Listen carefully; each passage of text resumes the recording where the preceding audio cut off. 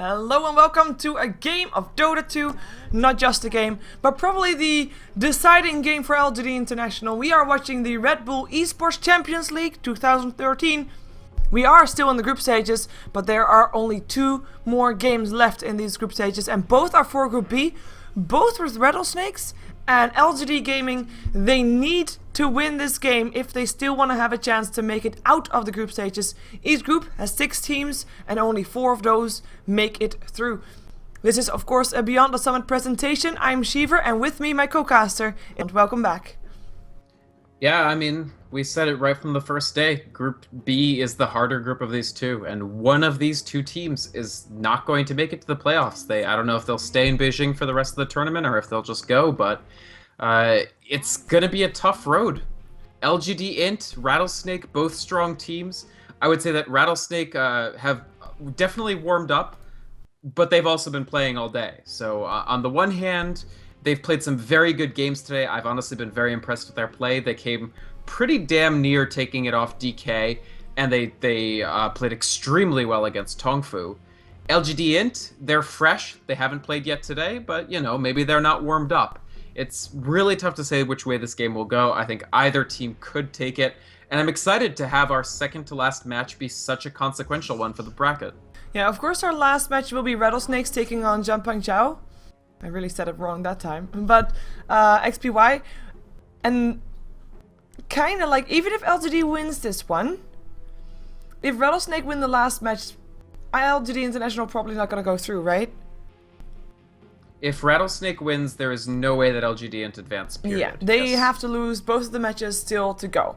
So, LGD International, they have to put everything on this to still have a chance, and even then it's not entirely sure that they are gonna make it through. We have got an Alchemist and a Bedrider banned out so far for LGD, a IO and as well as a Lifestealer banned out by Rattlesnakes, and they secure themselves a Visage for the first pickup. We still have the Darkseer in the pool, we still have the Shadow Demon in the pool, which we know LGD likes, and, well, no pressure, of course, this game, but tons of pressure, and you can see it already with the first pick. LGD has taken their time going into their bonus time to really make sure they pick the right 2 heroes before they are going to be going back to a banning phase. Yeah. Just to quickly clarify, I think, if LGD.int win, they do go through, because even if Rattlesnake only have 1 win so far. If Rattlesnake lose to LGD.int, but they beat Xiaopengyo, they won't be even. Yeah, they'll be even, but LGD will have won the head-to-head. You're right. So this is a very high-stakes game. It will determine which of these 2 teams is eliminated. And just think about the fact that, I've mentioned this a couple times, but think about the fact that these 2 teams can talk to each other also. And you sort of get a sense of how high-pressure this social situation is for the 10 players involved. I think LGD is happy that they're not up against DK in this case, in terms of being able to talk against each other. Of course, do you think there is actually a way that LGD International is going to be either having a better time or a worse time, depending on what you think in terms of not understanding Chinese as well? Of course, they do understand a bit of Chinese, yeah. But maybe not as well as Rattlesnake might be able to.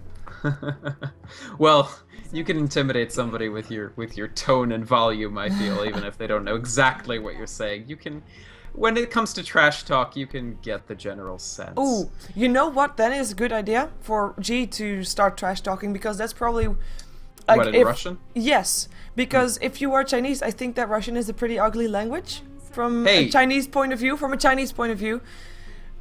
You know, it has a lot of weird tones and such, and then, you know, it would be even more impressive, the trash talk, but, you know. Alright, fair enough. I would say so Dutch. If anybody was Dutch, I would have said Dutch, because that's the more ugly language, so don't worry about that. To listen to, I mean, right? Alright, fair enough. Regardless, Dragon Knight secured very early for Rattlesnake this game, and this is interesting. This is a team that usually goes pretty adventuresome with their drafts, but here they take a very standard hero and they take it very high in the first pick phase. So maybe they just want to secure themselves an extremely solid mid lane. You know, Dragon Knight, very few heroes are just going to defeat this hero straight up in the mid. One of them is Queen of Pain. So what we've seen in this tournament and in the Alienware Cup is when you see this Dragon Knight coming mid, you can try to get something like the... Never mind. Well, I mean, yeah, I was heading into that they would probably ban Queen of Pain Yeah. to secure a good matchup. If you take DK, like, you have to think of earlier picks as a more scarce resource in some respects. And so if you spend one of your first 2 picks on Dragon Knight, you definitely don't want him to lose his lane. It's like you lost your second pick entirely, and so that's why you ban that Quap out. Yeah, of course we still have a Puck in the pool, something that G also plays often and with very good results, and also a Puck up against a Dragonite is a very strong hero to have. We've got an OD ban out though instead. Do you hear a loud beep or is it just me? I think it's on your end. I actually, I wasn't gonna ask because I was afraid that I was getting tinnitus, and I was like, That sounds like your end, not mine. Is it? I'm kind of checking if it is going through to the chat, as in if people on the stream can hear it. I think they probably can. But then what is it? I don't know. Why would I hear a beep all of a sudden? Are you sure it's not you? I'll look around. Can you mute your mic for a sec, see if it works?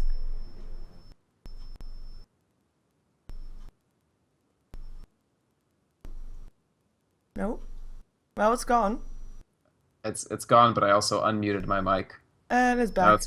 I don't know what to do with this, She. Like, can we just cast? Yes, we can. I'm too tired to figure out what's going on here. Weird. Sorry, yes, so Nature's Prophet banned out by LGD. And let's see what LGD is gonna pick up. Or ban out last. They're taking heavily into their bonus time for this one. And they are. Go for the Gyrocopter in the end. That 4th ban is tricky. I mean, it leads you into a pick, first of all. And second of all, I mean, it's your last chance for another 2 picks to figure out what to ban. They take the Chen, and God, it's been a while. I haven't watched that many LGD International games lately, but I feel like it's been ages since I've seen them run the Chen, a hero that, when they first debuted in Asia, this was their defining hero. Misery's Chen was just doing tremendous work every single game, and can we have a return to that? I mean, that would be definitely impressive to see. That would be impressive to see. A Micro King at work. They are up against also a Visage though, so some Micro King coming up from Rattlesnakes as well, who secure themselves a Weaver, a well-known dual core hero. And I realized what the sound is, by the way. It's outside my house. So, you know, first I had a blacksmith, and now I have I don't know, someone is vacuum cleaning on the street or something awkward like that. But the Weaver is going to be a hero that is going to be very nice for Rattlesnakes to have. I am kind of worried now because Dragonite needs a bit of a startup time before he starts getting dangerous. Weaver needs a bit of starting time, and whichever carry they are going to pick up, they need it to be a carry that can already be aggressive fairly early on. Otherwise, LGD International is going to run over them in the early game. Yeah, I do have to say, Dragon Knight Weaver is a composition we see very, very frequently, so I'm sure that Rattlesnake have practiced this. I don't necessarily think it's that weak early on, simply because at least they're not going with 2 hard carries, right? They're 2 semi-carries that have useful abilities even early. If Weaver is in a tri-lane with Visage and another hero who can generate some damage, you can actually be quite aggressive in that lane and feel okay about it that you're ramping up the Weaver. It's even better on Dire, because if you can get something like a fast medallion on the Weaver and steal a Roche. I don't think we're going to see Rattlesnake doing that since they're on Radiant. But they have the Crystal Maiden. So yeah, like I said, this is actually a quite dangerous tri-lane to go up against that can have kill potential. LGD.int, meanwhile, God, this lineup is such a blast from the past for me, because at the same time that Misery was running the Chen every game, there was a period in which Pycat was undefeated on Luna. Do you remember that? It was crazy. And so, I don't know, they're sort of hearkening back to LGD.int days yore. Yeah, well, I think this is the first time that we see Luna picked up in the tournament to begin with. Am I right in that? This tournament, yeah. Like she's really fallen out. Yeah. We saw her like once or twice in the Alienware Cup. I don't think she won either time. Yeah, we're gonna see if she can win this time. Of course, as we already pointed out, important match. Crystal Maiden picked up on Rattlesnake, so we are gonna have another Visage Crystal Maiden lane. I think that's the second time that we see that today. I think also on Rattlesnakes, if I'm not mistaken. Mm-hmm. So we'll see how they'll do. And I'm still kind of curious to what kind of carry they are going to pick up. If they do want to pick up another carry, or if they're going to go for a bit more of a mid-game hero. We've got a Nyx Assassin banned out last for Rattlesnake, who are actually looking for probably a solo mid hero up against a Dragonite. Like we said, Puck is still in the pool though, so it's still a very strong hero for LGD to pick up if they want to go with that. Sure. I do think this Naga Siren ban is. I'm not sure what I think about it because if Rattlesnake were to draft her, they would have to do it in the tri lane with the Weaver off lane. But then again, it's Rattlesnake. They run all sorts of lineups, so they don't necessarily have to run the Naga support just because that's what quote unquote Chinese teams are doing. And the Clockwork secured for LGD. Looks like mid clock. I think is that what you said? I'm sorry. I'm just completely fading. It is not what I said. I said. But Shadow Fiend for Rattlesnake. Shadow Fiend in the end. Shadow Fiend, again, a hero that needs to be getting ahead fairly on, but is this actually Shadow Fiend mid? Kabu taking on the Dragon Knight? It's interesting. How do you think they're gonna lane this? I still think that they could run Shadow Fiend mid in the Dragon Knight side lane. I sometimes feel like but I think it's more likely that they just run the Shadow Fiend Weaver off and the Dragon Knight mid. And Kabu can definitely pilot that up. There's a variety of ways that they could lane this. I just feel like the safest, strongest approach is to put the Shadow Fiend side, but maybe I'm underrating, maybe I'm overstating the effect to which you can gank a Shadow Fiend mid, because part of the reason this hero stopped being played solo mid all the time was when the game introduced Smoke of Deceit, and all of a sudden, you could have hidden ganks come into the mid and pick off the Shadow Fiend. But be that as it may, we have seen a bit of a resurgence of mid Shadow Fiends. Navi plays it for Dendi. And in fact, Rattlesnake played it in this tournament, also for Luo, so I don't know. I may be overstating how easy it is to gank him. I just think when you have a safe mid like this Dragon Knight, there's not really much of a good reason that you have to put the Shadow Fiend there. Yeah, and they are going to run Kabu there. We do, of course, have a fairly high ganking potential coming off from LGD International. You've got the Rubik as well as the Chen.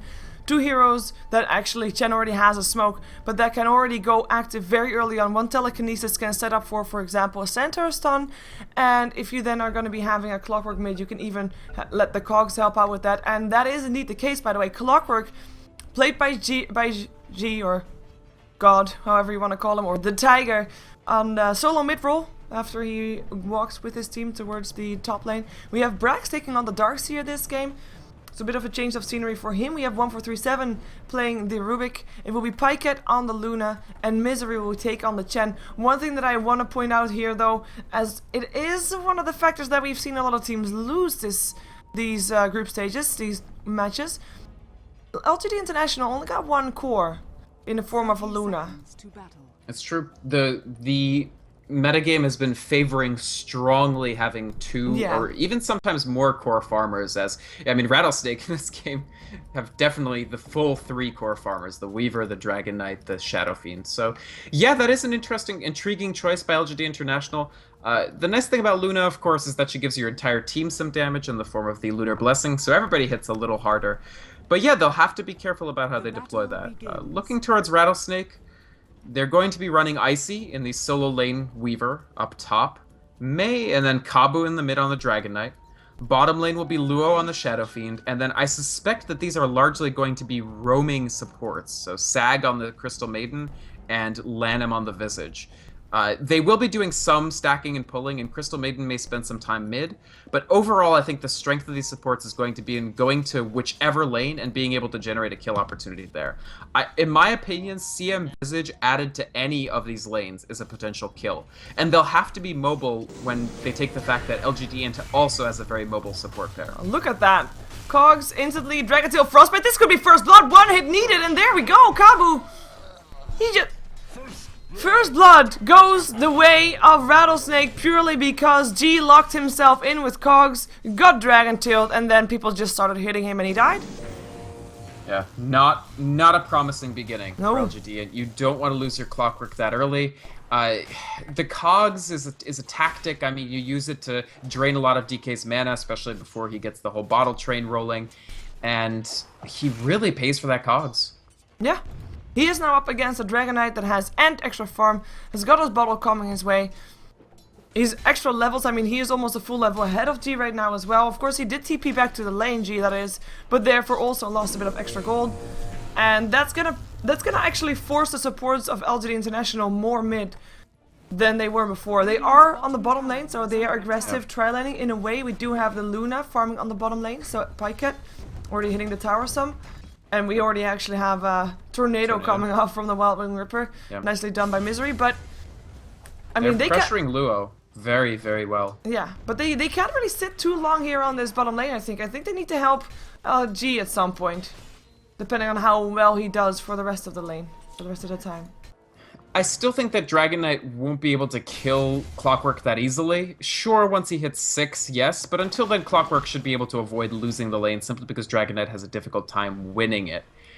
If the supports continue pressuring this jungle heavily, you're going to see the Crystal Maiden feel the pressure to come over, and so it's going to sort of converge towards an even lane between the Clockwork and the Dragon Knight, even if the Clockwork doesn't have a fantastic time. Yeah. LGD.int are doing a lot right in this lane. I mean, they steal some jungle farm, they pressure Luo, he's only 6 for 4 on the Shadow Fiend, so I honestly think that what they're doing is pretty acceptable. Unless they can kill Clockwork again. And there's gonna be another Frostbite, but the cogs this time don't lock in Kabu. Double damage Much better really working cogs. out. Yep. In the meantime, on the bottom lane, Luo might be in a lot of trouble. Is there gonna be another Lucent Beam? 3-second cooldown still.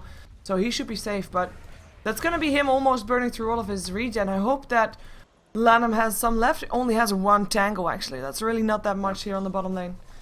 I actually think after that first blood, maybe Kabu could have skipped the level in Dragon Blood. Oh, they were going to get Lanham at least. The Visage definitely dropping. Nice telekinesis from 1437. I was going to say Kabu was 111 at level 3. I think maybe 210 would have been fine because he doesn't need the regen per se, and he would be able to breathe fire and harass G a little more. Yeah. Well, we are going to see how this lane progresses. I think Crystal Maid, I mean, she's still not forced to go towards the bottom lane, though her, of course, fellow support just went down.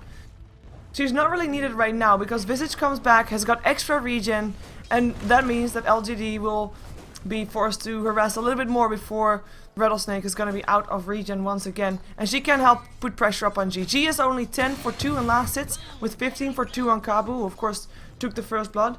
In the meantime, on the top lane, we're going to see Icy sitting on 14 to 3, with Brack sitting on 14 to 3 as well. So a very even lane there, as we have a rotation actually from Misery rotating top, mid rather first, but he doesn't have creep, so he can't really do anything here. Invis rune on Kabu, who's going to try to catch G if he can, but there is a ward up on the top lane, so that is G seeing that there is indeed an Invis rune on the Dragon Knight, or at least you would expect that. Yeah, with the more full time, they do catch G in the stun. He can't cogs just yet. There's the cogs. That actually, he's trying to survive. We should be able to. Yeah. Yep. Well done to him there, getting away from that. And now the mid Crystal Maiden is kind of running aground with the inability to generate any more kills. That said, bottom lane has stabilized somewhat as well. Luo hasn't been in trouble since the first couple attempts at ganking him. So it's okay for Crystal Maiden to soak a little bit of XP here, while the Visage also soaks XP in the bottom and tries to pull the lane. Yeah, and Misery actually realized, you know what, there's no fun creep in the Radiant jungle. So he went to the Dire jungle, picked himself up a Wildwing Ripper, smoked, and came back bottom. I don't think he can make anything happen with it right now, because Lanham and Luo are playing very safe. But it's still kind of interesting to see him rotate like that. In the meantime, Crystal Maiden is actually level 4, which is really not too bad for a half jungling, half mid Crystal Maiden. Look at the levels on the supports for LGD International. I mean, 2 for Chen. Yeah. The plus side is they've pressured Luo, but we talked about how Rattlesnake have 3 farmers. You've generated no pressure on the Weaver, the Dragon Knight's doing fine mid, and the Chen is falling behind being able to be relevant in this game the longer he stays and isn't farming the jungle. In the meantime, everybody backed off, by the way. This is just a tower for LGD International if they have the damage to take it down. We have got Luo and Lanham just taking on the creeps, or at least rotating. I'm kind of curious to see what they're planning on achieving with this one, because this is a level... Oh, hook shot! That's gonna be one Visage taking a lot of damage, but in comes Luo, raises. I don't think that G was expecting that, and Lanham actually lives, 16 HP. Hoot. Lanham lives. Wow. Unfortunately, the hook shot not working out for Clockwork. He is now 0-2. LGD, however, do create some space in the aggressive tri-lane at last. They're actually, I mean, not that this is a trade that they forced, but it's okay to get a tower and lose a Clockwork even if you didn't want to. What's not great is that Luo continuing to do well, given the fact that he was pressured so hard early, suddenly he has a kill and a tower kill to his name. Very nice for the Shadow Fiend. Yeah, and G, of course, the one to, in a way, give both of those away. by being aggressive. And I mean, they do have a ward here, LGD International does. And it was already standing here when Luo and Lanham went to the middle lane. So Sure. kind of interesting to see that he actually still went for it, knowing that the Shadow Fiend was quite close. In the meantime, Brax is gonna get some company. 1437 rotating as well as Sagam. So we'll see if they can make something happen. Weaver is in the meantime level 7, so it'll be very tough to take him down. Brax is actually gonna be needing a bit extra regen. He does have Tranquil Boots though, so he should be fine. He should not be dying, but I don't think they can get a kill together. Yeah.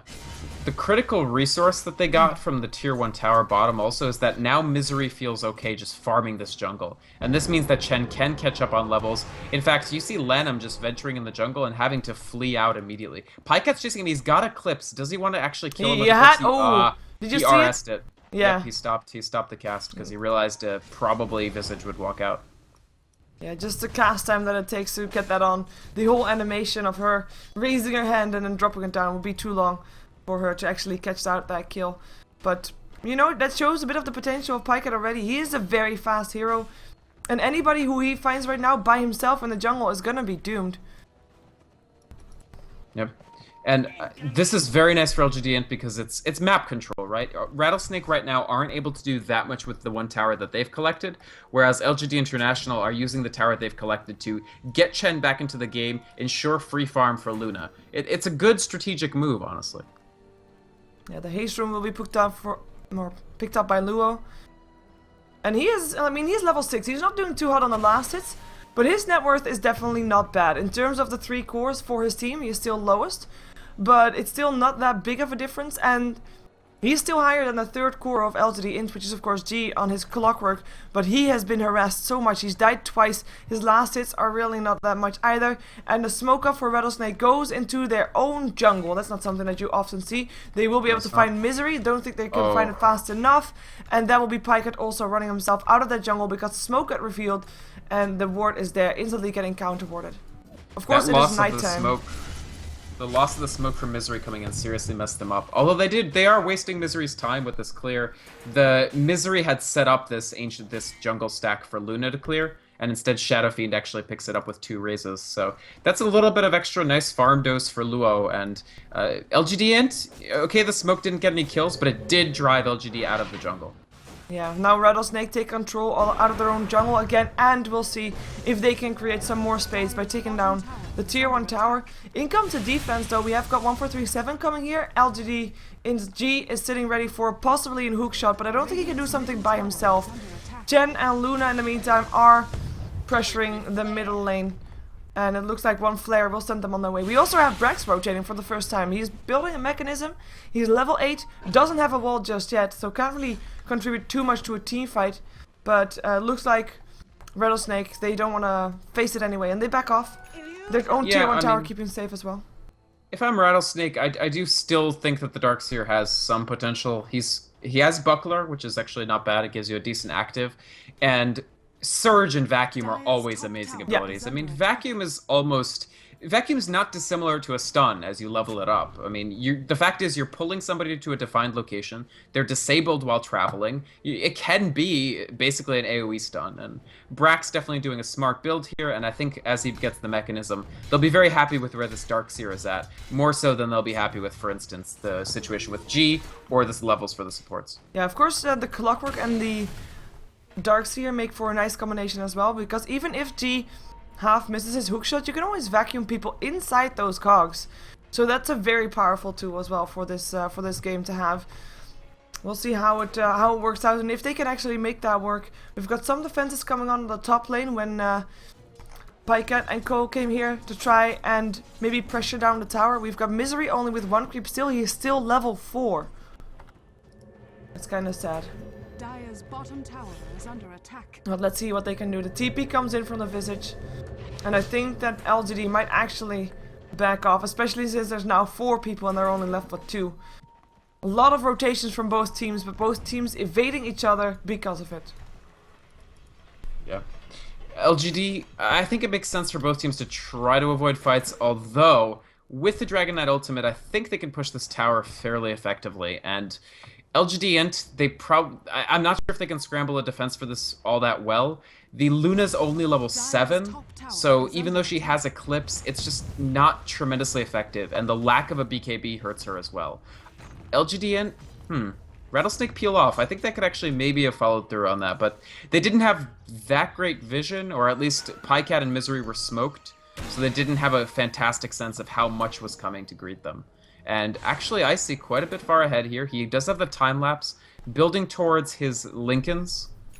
I think he walks out of here. Yeah, he should be. 1437 does not have detection, so won't be able to catch him out anymore. Now Misery's level 5, has himself 2 Dark Troll Summoners. Of course, that creates an army of skeleton warriors that are very good at pressuring towers. The question is, do they really want to? Because now Rattlesnake are behind their tier 1 tower again, and they would then force out a 5-on-5 fight.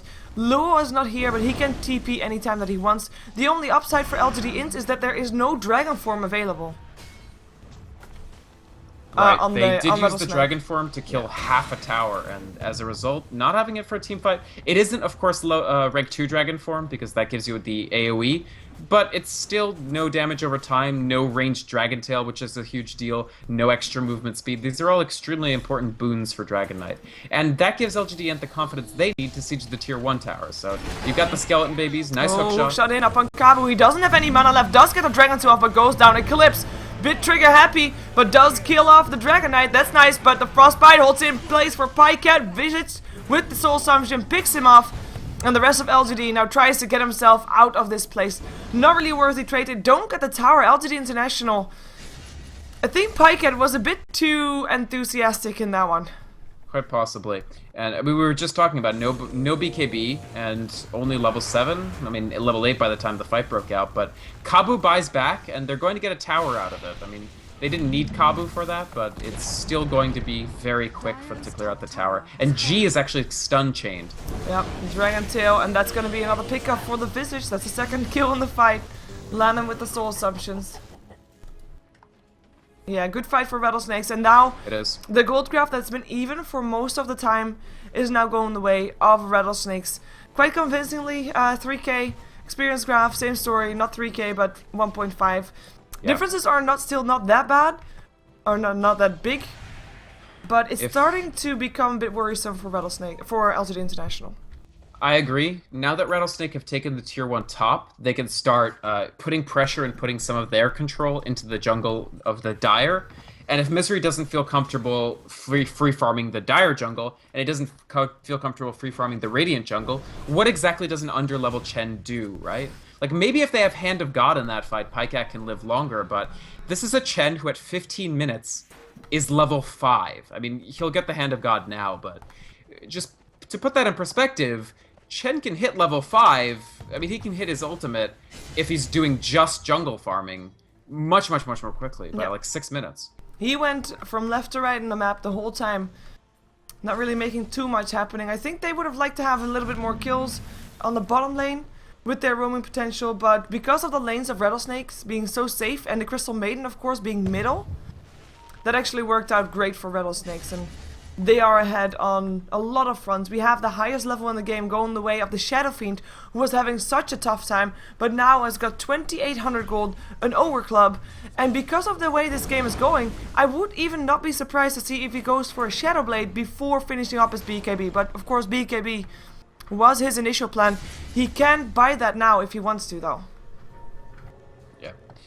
Rattlesnake just, I mean, they're amassing those BKBs, except for Icy, who's making a Lincolns for the Weaver, and at the very least, that'll defang the opportunity of Luna to have Eclipse, which of course is still a level 1 Eclipse as well. I just feel that LGD would be much more comfortable in this game if they had gotten better levels across the board, but of course, that's what an aggressive tri-lane does when you're not actively farming those heroes elsewhere, is that the 3 members of the aggressive tri end up a little lower level than you'd like. Not that Rattlesnakes are all that far ahead on XP, it's just that some of their heroes feel a little more comfortable at lower levels, like Crystal Maiden, for instance. Yeah. The BKB was the call for Luo, by the way, who was still farming bottom, while LGD was sitting with their entire team, thinking about a way to siege the tier 1 top again. Not getting anything out of it, though, and that's all delaying the BKB of Pycat, though. I think it's on its way right now. Yes. There's a BKB going to Pike it, and that might make a change in terms of pace of the game. The Hand of God is there.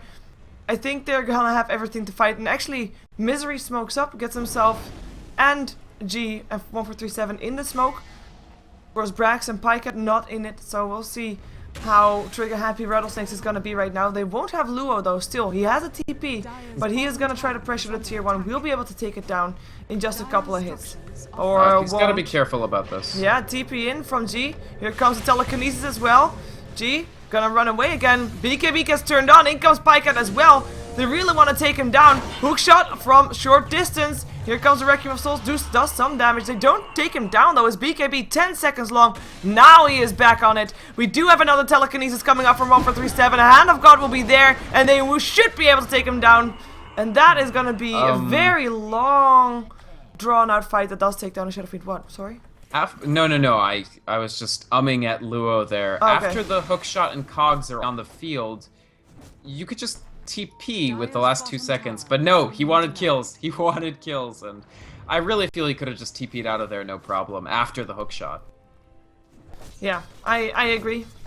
I also think that is why G waited such a long time before he actually got the hook off, or tried to hook, went for the cogs first, but yeah, LGD, they get a kill. They don't get the tier 1 tower top, which is of course the item that they were sieging, or the structure that they were sieging rather.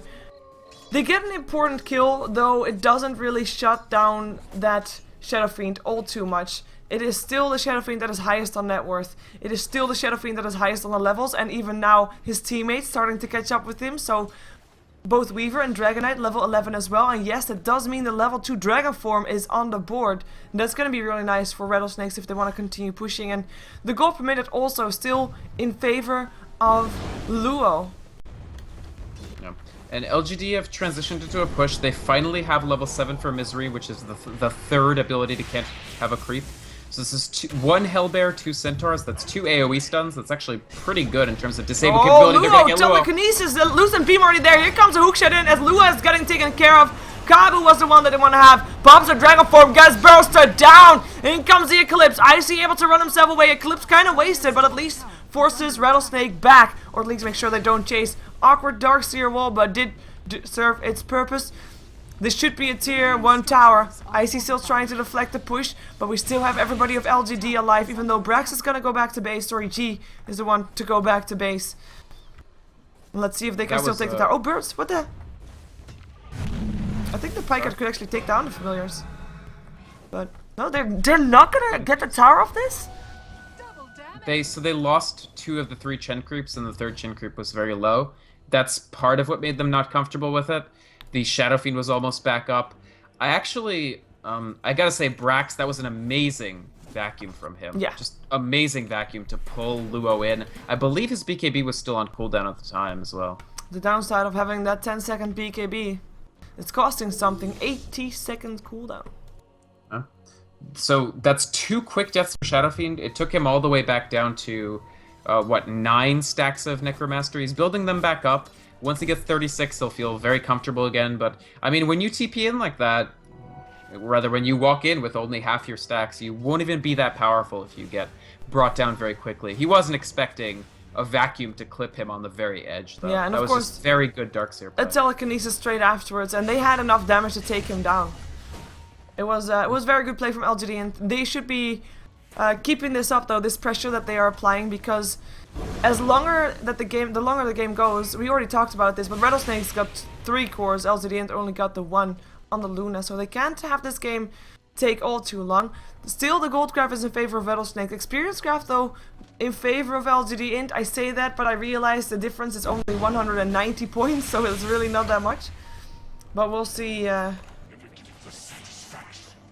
We'll see if they want to try to take the tier 1 towers down, because they have been applying pressure on both tier 1 top and bottom, middle, and have not gotten either.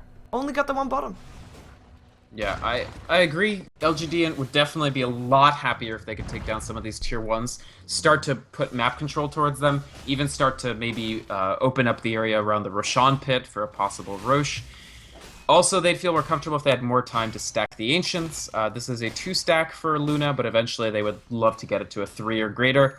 if they could get this tier 1 and force Rattlesnake back significantly, they could start farming both ancient camps. That would when you have a Luna and she's your only primary farmer, she's going to be more and more of your damage as the game goes on. And the other team has 3 farmers. You had better make sure your Luna is going to be farming faster than they are. And one route to that is to try to control both ancients. Yeah, in the meantime, Brax has picked up the Blink Dagger, so more initiations like that are gonna be coming.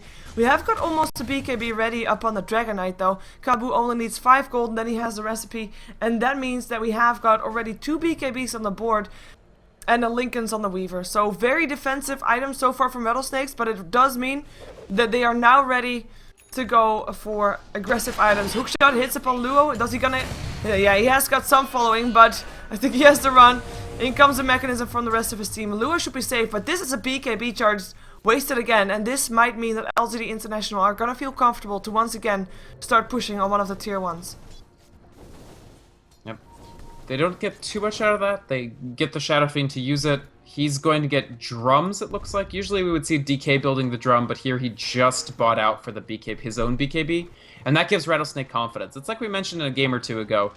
You sort of wait for the exact timing that you make an item, and you can immediately do something with it while A, the other team doesn't know about it, B, odds are they haven't just hit items themselves. So you've gained suddenly this big new advantage that you can use, for instance, to get Clockwork. Yeah, that's gonna be very fast kill, of course. They almost got Pycat. If they would have continued running the same way, they would have gotten Pycat. But he managed to escape, and or at least to not get caught out. Is gonna join his team to try and defend the tier 2. Rattlesnake is looking pretty comfortable to take it down though. Fortification goes on. Of course, that level 2 dragon form, very deadly for towers. Yep. It's almost the perfect time to push in a DK composition, is between 11 and 15 on the Dragon Knight levels. Yeah, and that's gonna mean that Luo gets himself another batch of gold. He picked up the last hit on the tower. He's got 2,300 gold. Looking pretty confident. And LGD, it's 5-5 on the kill score. I would have expected them at the start of this game to be more ahead in this mid game right now, because, well, they kind of need to be. They really need to be. Pycat in the meantime building towards his Mantis Tau. We are gonna see them trying to make more things happening. Maybe going for a smoke of their own, or otherwise just trying to take down the ancient stack, which is gonna be Pycat that wants to have that. Yeah, he does have 2 ranks of Moonglaive, does not have the Helm of the Dominator, so he's not able to lifesteal. Part of why you see the rest of his team helping him out. The other part being, of course, that, hey, this is a pretty decent dose of XP for all of these players. And my main concern for LGD is what you highlighted. The fact that you've got this Chen, an early pushing hero. You've got Luna, who's actually pretty good for early pushes, just for that AoE Moonglaive. And they haven't really been able to push much of anything, other than the tier 1 bot, which Rattlesnake have quite happily ignored. They haven't been in their own jungle other than to push LGD.int out of there. And LGD.int hasn't tried to re-establish a base there. Yeah, LGD.int is actually 3 towers behind in gold. And with that, I mean, of course, if you count the 3 towers of gold the way to LGD International compared to the gold graph, it's gonna be a lot more even. But, I mean, it's not like they haven't tried. No, they have. They've tried on both tier 1s with their full team, and they weren't able to get it. In the meantime, Icy has been happily farming. He's got 2k gold in his bags again, and the rotation comes again. Another smoke camp from Rattlesnake. Who can they find next? It is Misery that comes around the corner. Here comes a Dragon Tail, Breath of Fire, Frostbite, no, Frostbite don't even need it. Hand of God gets used, but it doesn't matter. The kill goes to Lanham with his Soul Assumption. In comes 1437, is able to Shikushi himself out. Nice steal. But Rattlesnake taking control of the enemy jungle. Pycat hiding, but it's Kabu that backs off in the end. Telekinesis. Down towards Pycat is standing. BKB's turned on. Hookshot in. Hits upon 2, but the Dragon Tail comes out instantly. Here comes the Eclipse, but it doesn't do anything to all those BKB targets, and it is Clockwork that ends up going down. It is Brax that drops on his Darkseer. 3 dead, and look at the HP bars from Rattlesnakes. It doesn't look like they've dropped at all. Only the mana bars are kind of sad, but I almost feel like they sort of just baited LGD.int into that. And that's surprising from LGD.int, because by that point they surely saw that both the Shadow Fiend and the Dragon Knight still have long duration BKBs available. But, I mean, honestly, well played to Rattlesnake. I think they almost psychologically won that fight, and their execution was very good. Pycat ends up completely whiffing the Eclipse, and they also use that mechanism to great effect there. Yeah, I think so too. And of course, having a mechanism up on Lanham and Chen not having a mechanism. Of course, it was Brax that had the mechanism, but he wasn't there straight away. So he wasn't able to use it for LGD.int. And it kind of showed. Nicely baited by Rattlesnake if it wasn't even an on-purpose bait. And LGD International just dropping further behind. Trying to recuperate, of course. Pycat still happily farming, or trying to happily farm. Has got the Yasha now ready. Manta style almost done. And with that, maybe some more push. Maybe some more split push coming off from LGD International. I see. Finds himself 1437. Lincolns gets popped. Telekinesis is still there. I think he might be able to get this kill though. No, never mind. He's going to be sent home. So that's going to be that. And that's going to be keeping Icy safe as well with the time lapse. Yep. He's level 2, so it's already a pretty short cooldown, 50 seconds, 40 at level 3, and he's comfortable just getting out of this area. He looks to be going to me for Manta style, so I actually like that. I think it'll, you know, you can use it to remove debuffs. You can actually use it to push yourself out of cogs, so that's a pretty cool usage of that Manta style. And meanwhile, Shadow Fiend, they just have so much gold. That's Pycat. Hand of God might be helping out. The send back is not going to be in time. Misery tries to TP out, will be able to do so because of course the Dragon Tail was used on Pycat. But that is the one hero that you're not allowed to lose if you're LGD International. Yeah, and G and Brax might try to make something happen on Luo here. Actually, yeah, they are converging on his position. 3 people are.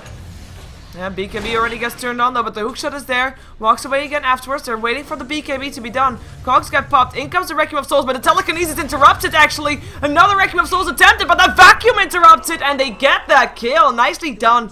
Nicely executed by LGD International. It was. It really was. It was a great gank, and I wish there were more of them. Also, the wall, probably not necessary, but that's okay. I just think that the execution from everybody's play there and timings was very good. Yep. And now 1437, by the way, he stole the Shikuchi. He's had a great game as Rubik, I feel. He hasn't died. He's 1-0-4. He's gotten good steals. He's going to hang on to this Shikuchi for a while, in my opinion, just because it's such a fantastic spell for Rubik to have. It gives him the mobility and the evasiveness that you really want as a Rubik. Yeah. Oh wow. Why didn't he do damage? That's awkward. Ishikushi threw the Visage, but the Visage didn't do damage. Maybe it was a bit of a well, class. Yeah, I don't know. Oh well. Doesn't matter. We have got maybe IC. No, it's Gravekeepers is why. Because Visage has extremely high. It's about 80. At maximum, he rejects about 80% of magic damage, maybe even more. So that's why I don't think you saw. It was damage, it was just very, very little. Yeah, Pycat might be in some trouble. IC finding him. Maybe trying to force out a BKB charge. Pycat just starts running, seeing how far he can get. In comes the Chen. Can send him home if he wants to, but actually the threat of just having a Chen there sends Icy on his way. Icy, who's managed to pick himself up an ultimate orb. I say, I really hope it's gonna be a Skadi. Just to do his name justice. That would be fun. For Icy, you mean? Yeah. Sure, okay. Yeah, I guess he could go Skadi. It is stats. Weaver likes stats. It's more of a Morphling build. That would be the most Morphling-y Weaver I've seen in a while. We'll see. Goes for Pycat again, or at least harassing. The whole team of Pycat is around there, though. But God, look at how much damage he does to Pycat, though. Like, Pycat just can't feel safe. Keep in mind, 1437 has jab. Hookshot in. They find Icy. There's a time lapse. Tries to run. There's no telekinesis yet. There is, of course, a gem of true sight. They see him, but it doesn't matter. In the meantime, they have to go back to base/bottom because in comes Rattlesnake. There is a fortification. But I think if LGD International uses that, we might see Rattlesnake trying to go for the tier 3s. Actually, no, there's the fortification. Roshan, in the meantime, attempted by Luo. He's got himself an Assault Cuirass. Telekinesis up on Kabu, but they won't try to go for anything. Just them showing up forces them back. I think the Cuirass pickup is very good. It gives them better push, better team fight, better 5-manning. LGD.int, they don't even have somebody who would build Cuirass. It's not really something you get on Luna. And, I mean, they're not anywhere near something like a Vlad's either. So the armor deficit is going to work very substantially in Rattlesnake's favor with a fully leveled Presence of the Dark Lord up to 4, Shadow Fiend. He's holding the Cuirass. They have 3 physical auto attackers. I mean, it might be Ghost Scepter time for LGD.int. It might just be time for as many heroes as possible to pick up Ghost Scepters. They do have a decent amount of money. If you look at the current gold, 3 players of LGD.int are fairly close to being able to buy a Ghost Scepter if they want to. Yeah, Rattlesnake though, with the Aegis in their inventory, with all the outer towers down. For them, it is time to almost go high ground. If they find a pick off, that would be the perfect opportunity. The lanes on the top and the mid are pushed out. Bottom lane is getting pushed out by Brax right now, so they won't be able to go there, but they go mid, and I think they might try to go for this. They have got the perfect opportunity, the perfect setting. They have got some split push going off from Icy, and a ward placed here on the top, harassing a bit from Sagan, but it doesn't matter. Ward gets countered. They have the gem still, so That's gonna be that. Lincoln's being popped, Shikushi being stolen again by a 1437, and I guess the split push failed by LGD.int just being ready for it. And it's still, of course, I mean, it's still fairly even in terms of if there's going to be a team fight. LGD International still have the vacuum wall, the eclipse, the hand of God, the mechanism. They definitely have a lot of survivability, and then also fighting uphill is not going to guarantee Rattlesnake to win the fight at all. Just not well, they are ahead, but it's not going to guarantee them anything in the team fight. Right. I actually really like that Icy decided. I thought he was going Manta. I think Manta would have been fine. It would have been pretty good. But the Sheepstick is a good diversification as well. He's probably the only person who is going to afford Sheepstick and be able to, and actually be able to use it. And also, you know how he's been harassing Pycat, and every time Pycat like needs support, he's going to be harassing Pycat even more effectively now because Pycat's actually in a substantial amount of danger from a Sheep Weaver. And if anybody else from Rattlesnake is there, you just end up with that Luna needing to pop BKB, potentially to only seeing one hero. So they're going to fritter away these BKB charges. They already have so much damage that Weaver doesn't necessarily need to build pure damage, at least not yet, simply because the Shadow Fiend is such a commanding presence. Yeah, I just think it's a really, really good pickup for Icy, and I think it'll really help them try to close this game out as they actually split push while he's annoying Pycat on the top. Yeah, that's going to be a lot of damage to the tier 3. No fortification, as pointed out earlier, will allow this tower to drop very fast. Let's see if they're going to get forced back. In comes Pycat, while losing people on Luo. Luo doesn't care about it. He hookshot in though, he should be caring about that. Mechanism up, vacuum, doesn't really reach the cogs. The tier 3 tower does go down. Kabu just hitting on the racks now. Telekinesis turns on his BKB, getting harassed greatly, but now looks for targets. Won't be able to find anything, and Shadow Blaze himself out. Luo gets a loosened beam, still has his BKB, might get forced to use it though. There he goes, in for the Requiem of Souls. Hits on 2, Hand of God already used, but G still goes down. There goes the Crystal Maiden, slightly too far out as Misery takes a bit of a beating from the Visage, but 1 for 1, but the tier 3 tower goes down, Rex down to half HP. I think that, in the meantime... And top. Yeah, right. tier 3 tower down to half HP. I mean, this was a 5-on-4 fight where Rattlesnake only lost their Crystal Maiden. Yep. They even kept the Aegis on the Shadow Fiend. Yeah. So they still have that for 2.5 minutes, almost 2 minutes 45 seconds. And now with the tier 3 down top, they're doing March of the Valkyrie's Visage. This is actually great. They did a decent amount of harass damage onto that. And now this is something with the tier 3 tower down that LGD.int always need to be cautious of. It's actually double March of the Valkyrie since now they have the Aghanim Scepter as well. But he's not microing them? No, he's not Why microing is he them. doing... Well, too late. That's 200 gold to Brax. Yeah, that's a mistake, but he can resummon them in a little while, in about 2 minutes, and he has the Aghanims now, so it's 3 birds. Yeah, very nice for him. He's having a nice farm, to be fair. I mean, well, I was gonna say, like, this doesn't look good, but I still had the current gold on. But yeah, he's sitting higher than, for example, G on his Clockwork, who was, let me remind you, solo mid. And it doesn't look like that if you see this Clockwork. He doesn't even have a BKB, which he seems to be building. And it's just looking pretty rough for LGD International. They do have the Chen, who picked up an Ogre Club, could be an Aghanims, could be a BKB for him as well. I mean, there's a lot of harassment coming up from Rattlesnake in terms of magical damage. We have 2k gold up again on Pycat, but the items on LGD International are not coming fast enough, I think. Brax might be building for his own Hexstick. Because of these BKBs getting lower and lower duration on the side of Rattlesnakes, that will be a great item to have, should he actually go for. He's got 3k gold, just needs a little bit more if he indeed wants to go for that Scythe of Ice. I think Scythe of Ice is absolutely the correct pickup for Darkseer. The other option is Shiva's. I think Shiva's would actually be very good, and unfortunately he's not going to be able to afford both, at least not yet, so he'll have to decide. Sheepstick, or I should say Scythe of Ice, will deter one person very effectively, but Shiva's is going to hit all 3 of their auto attackers potentially, so I think both are good. Probably Scythe of Ice, I think, but I'm not sure it tips the scales just yet. Pycat needs to be bigger, and Rattlesnake are still controlling the map effectively. Honestly, Rattlesnake just having a good day overall. Even in the games they've lost, I don't think they've looked all that bad. Well, I tend to disagree with you when they were up against Rising Stars. Well, they had moments of very good play there too. They It had was their moments first of game very the day. questionable play there too. Sure, I think both teams did. Yeah, they did, for sure. It was a bit of an awkward game. But let's see, we have got an all-in Shadow Fiend, as in he doesn't have buyback, and he picked himself up a Manta Style, which is coming his way in the courier right now, so he'll have that for the next fight. In comes Kabu, turns on the Dragon Form. There is a fortification again, though, with a tier 3 tower. Ooh, almost down, but is still alive for the moment. Let's see, Rattlesnake backing up for a little while. There goes the tower, still the birds hitting on it. 43 HP. Well, this is a doomed tower. Gets denied. Every little bit helps. Tower has been denied. They are picking off the familiars, so 2 of 3 gone. It's an interesting point simply because Visage, he doesn't have the resummon of them. Like, so familiars are a big deal, especially after you get the Aghanims. The money doesn't matter. I mean, it matters a little bit, but not tremendously at this stage in the game. What matters is the fact that they lose that opportunity for the AoE stun. That, in fact, is their only AoE stun. So the familiars are doing some heavy lifting for this team, and not having them makes it substantially more difficult to actually get the high ground enough to clear the barracks.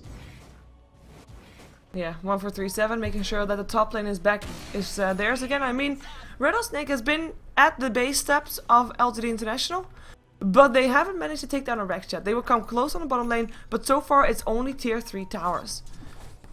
And they have no more Aegis, so they'll probably just wait until the next one is up, which is in 3 minutes. So they buy, Smoke. or in a way, LGD International has got a little bit more time, and they're gonna use it to try and surprise Rattlesnakes. Yep. They've got this, again, they use the timings, so they know that Rattlesnake won't push for a little while, and Brax has his Scythe of Ice. Surprise attack from the Sheepstick from Brax. Let's see who they can find first. Sagam walking towards danger zone. Oh, Sagam in danger zone. He's the Hex target. Well, oh well, that's a Crystal Maiden dead. Nice hook shot up on the Visage. In comes the BKBs. Dragon Tail upon Brax. Brax taking a ton of damage. Hand of God keeping him alive for a little while longer, but Luo just starts bashing on the Chen, able to get him down. Brax surging himself away, trying to dodge the hits. Gets still a Dragon Tail, will get burned to death. 2 dead on the side of LGD International. And G still getting chased out. Will try to TP himself home, but I don't think he can. Another Dragon Tail. No, they get him before he TPs out. Not even a Dragon Tail needed, just a double damage dragon would do the job. Poor 1437. Actually, he's Oh, never mind. lives for longer than I think anybody expected him to, but he does lose the gem. He dies. That's the 5th person of LGD International to die in that fight. And keep in mind, Rattlesnake, they already cleared the tier 3 earlier, and this means an easy first Rax for them. They're just trying to use the familiars to do it. Maybe a couple more last hits from the players would Dragon be Tail, useful as well. Pycat, trouble. Pycat doesn't have his BKB yet. He has to be careful. Kaboo. Looking for the pickoff. Can he actually get that? Because if they get Pycat now, that might actually be game. They actually get G, and they go for the buildings right next. Ooh, I see. Want to go for 1437. Gets him for the 2nd time. He is the one with the gem right now, so he could chase this down fairly easy. He also picked up a Chrysalis, and they just rotate. They go for the last tier 3 tower that is still standing on the side of LGD International. Rattlesnake, they are on their way to go to the playoffs in the RedBull Esports Champions League. We're gonna see Pycat, BKB, and Calypso doing what he can. He gets hit on so hard though. Luo, no joke for sure. Chen is the one to go down, buys back. Pycat still trying to chase down someone. Dragon Knight with a Dragon Tail up on the Chen. There goes another Lucent Beam. Kaboo running. Here comes Crystal Maiden with her ultimate, slowing everybody down. Chen goes down for the 2nd time. Buyback on Pycat. Hookshot seems to miss. G gonna be running away from Luo. It is still only 1 dead on the side of LGD International, but it is the one that already bought back. And if they kill Pycat again, that would mean that he can't buy back again. 1437 goes down for the 3rd time in this fight. It feels like G running away, everybody running away. The mid Rex are gone, their top Rex are under attack, and that should be game. There's the GG. That means LGD International not making it to the playoffs. This is their last play day in the RedBull Esports Champions League. I don't think that people were expecting that, but Rattlesnakes definitely played very good, not just this game, but also, as we mentioned earlier, up against Tong Fu earlier today. I think Rattlesnakes have run the gauntlet and come out looking very good. I feel that they looked very strong overall today. the little things are good, the big things are good. I think the drafts are as creative as you'd want from them, and also very, I mean, usually very strong. That the game where they had Shadowfiend and Slardar especially, I'm skeptical of Slardar in general, but they used it extremely well for Lanham. And the in-game decision-making is frankly very strong as well. Good Dragon Tails consistently for Kabu this game. Just to pick on one thing that was really good, in the last fight, Brax gets quite a good vacuum and wall combination. And the question is, as Rattlesnake, how do you handle this vacuum wall, right? So what Luo does is he immediately kills his own illusion, but not any of the other ones, which is the exact right approach. The Shadow Fiend illusion is carrying his auras, so you want to sort of kill that off so your team doesn't suddenly lose a ton of armor and be weak. Doesn't bother with the Dragonet illusion. Doesn't walk through even to save his supports, because if he walks through, he generates another Shadow Fiend illusion, he takes more damage.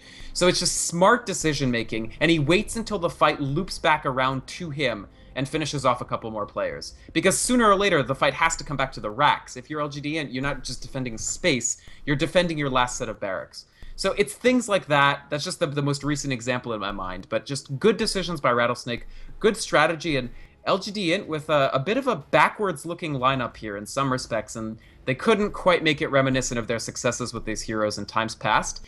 And they'll go home with a disappointing 1-4 record overall. Yeah, and with no more practice for the International 3 in a LAN setting up against one of the, almost all of the top teams in the Asian scene. So, I think a big disappointment for them indeed.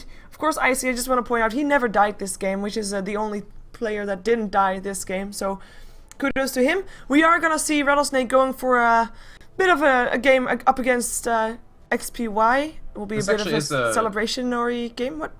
It is, but it's also kind of important for the standings, because Rattlesnake right now are 2-2. Yeah. They'll probably win, don't get me wrong, but they do, if they win, they have a shot. It puts them in a 3-way tie for second place. Okay. And that matters for playoff seeding. Cool, so let's see if they can win this one. Of course, that will be our last match of today, the last match of the group stages as well, last match of Group B to decide the final seedings then for the playoffs that will start tomorrow. You are of course watching the Red Bull Esports Champions League, a broadcast presented to you by Beyond the Summit, broadcasted by me, Shiver, and my co-caster, Vikremont, and we will also be back for the next game, so stick around.